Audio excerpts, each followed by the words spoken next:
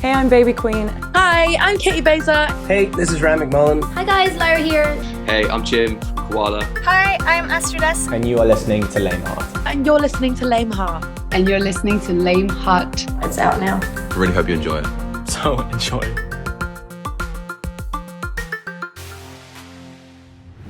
Welcome all the way, Lia, from Toronto to Léim Thart, one of the coolest cities I've ever been to, and talking to you live from there now.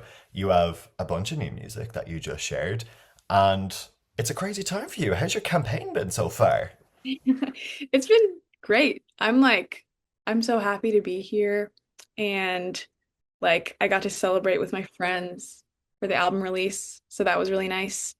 And I just announced a tour, which is really exciting. It's my first tour. So it's got me buzzing a bit. But yeah, I feel pretty grounded right now, actually, surprisingly. I'm happy to be in Toronto. That's good. It can get very overwhelming very quickly. So it's good to hear that from you. With all of this craziness happening around you. Your brand new album, Winged, is out now. Congratulations. Thank you. That must feel huge to have this out in the world now. It actually does feel huge, and I feel like I was expecting it to sort of be a little bit anticlimactic because I often things that I'm really anticipating tend to feel like that, but I have been so happy, and it feels like everything that I was expecting it to feel, which is great. Yeah, because I think a lot of artists talk about how maybe not necessarily, well, sometimes external, but also internal, pressure can really get to them. So it's good to hear that you've kept some air of calm about it. Totally. I feel like, yeah, I feel like the pressure that I feel most is probably my own towards myself.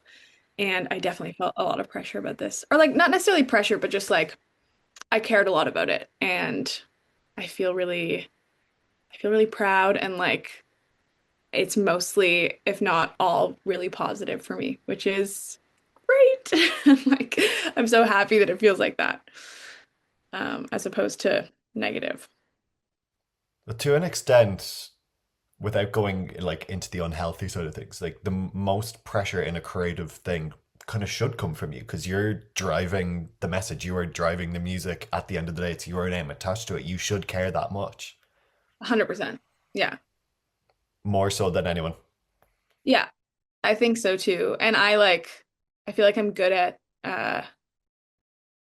I'm good at putting pressure on myself, but I in a positive way as well. I feel like I was really steadfast in my own deadline for a lot of this because I was just really excited to get it out. So I feel like most of the time I was the one who was most I want to get this done, and I want to do this, which I think is a helpful quality in music making. Definitely. And you've done it all now. You've had a few songs out ahead of the album, with Towers as the latest single. I can see this one kicking open the episode of a TV drama where, it started, when it starts off very positive and exciting and you're waiting for the twist. What kind of inspired this? Oh, that's such a lovely way to put it. The song came from, I had a lot of the lyrics written before, and I often collage lyrics if I have written a song that I don't love, or have an unfinished chorus or verse or whatever. I'll have little lyrical tidbits that I want to preserve or put into something else. So this song sort of felt like a piecemeal collage of a bunch of different lyrics that I really loved but didn't know where to put. And the instrumental came from just playing with my cousin in our shared apartment that we had in Montreal. So it was just really fun. It came from a lot of just good, fun vibes. And yeah, my other music, I think, is much more contemplative, and I ruminate and I write a song, but this one was very much let's write a song and I have these lyrics and whatever. So I feel like when I listen to it, I'm like, it feels fun and reminiscent of that time. Definitely fun to listen to. Now, tell me about this cover. What was the inspiration for this kind of almost marbled look? The album cover? Yeah. Yeah. My one of my best friends, her mom painted it, and she's just like an artist I adore. And I remember I actually was remembering this recently. I was at a bar and I was drunk, and I guess I was like on my phone at one point, and she had posted a painting that she had finished, and I put my hand to my heart, and I was also a bit drunk, so I think I was just like moved to a bigger extent than maybe I would have. But I think even still, if I had seen that painting, I would have been like, I think this is the direction I need to go. And after that point, I was like, I need her to paint me something. And I'm so happy I did. I like never questioned it once. And I think like employing people in your life, not employing, but like using people who are artists in your life to like take on their own interpretation of your art is to me like the best way to make art, because no matter what she had done, I think I would have adored it just based off the fact that she was like interpreting my work, if that makes sense. Well, that's key to any like creative or artistic pursuit because it's all, it's very central in a lot of those circles that people kind of pass things around and let people put their own kind of fingerprint on it. It reminds me of the cover of the Lily Allen album, which is like a painting, um, because the what is it the painter paints people in this old Baroque style, but like wearing Right. new clothes, and that was the interpretation of the content of the album. Totally. Yeah. And that's so awesome too to like, I feel like, at least for me, I struggle with visual stuff because that's just not my forte. So I think it was really nice to just be like, I connect with this work and I'm sort of just like passing the torch to you to be able to like do what you do and I can do what I do a little bit. Um, and I like absolutely love the painting. Uh, so I'm glad it worked out.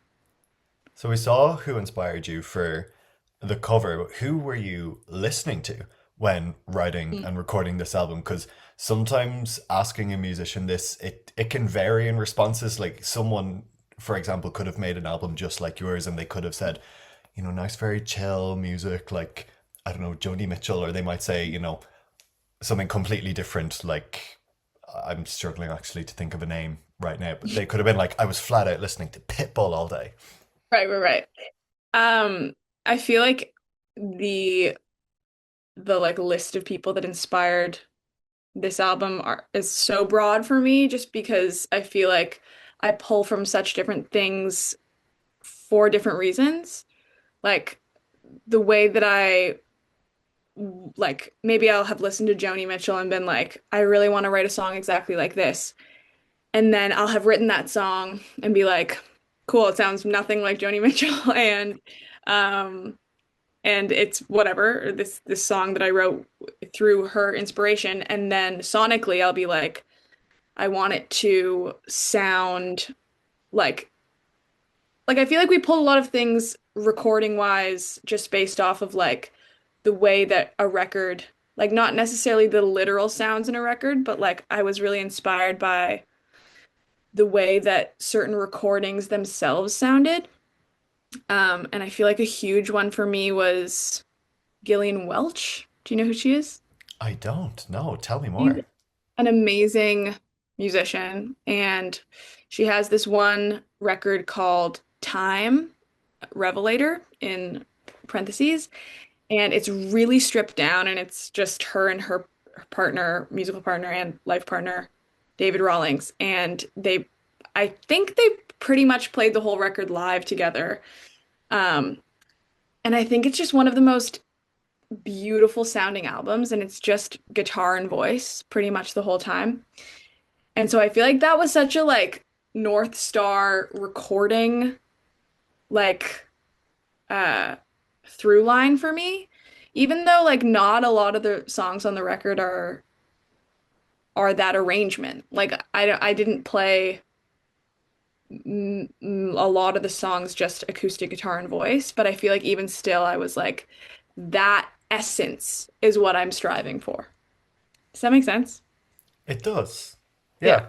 It's good to have like a certain point that you're going for, and a lot of the times it doesn't work out. No, no, doesn't work out is the wrong way to put that. No, Excuse but me. it's different. It's different. Yeah, Yeah. it's an abstraction for sure. I think yeah, I think I just I feel like I'm inspired by recordings, not necessarily because of like the way that they literally, or like not because of the instruments or like what's happening, but more like sonically the recording. I don't know. I feel like that was something that we were like super drawn to when listening to music together, my cousin and I, while we were recording. We were like, why does this sound so good? Or like, why does this sound so bad but good, you know? Yeah. Uh, And it's all a help along the way. You must totally. be very excited to be going on your first tour with the album. How many cities are you going to? We're doing 9, I think, so far. Brilliant. Yeah, it's gonna be really fun. And it's the first time I'm going to the States to play, which I'm really excited about. And I'm just excited to like get to meet people who are listening to my songs in different places. I think it's going to be really fun. That's going to be amazing. The album Winged is out now. Tour is on the way. Thank you for coming on to Léim Thart to tell me all about it. Thank you so much for having me.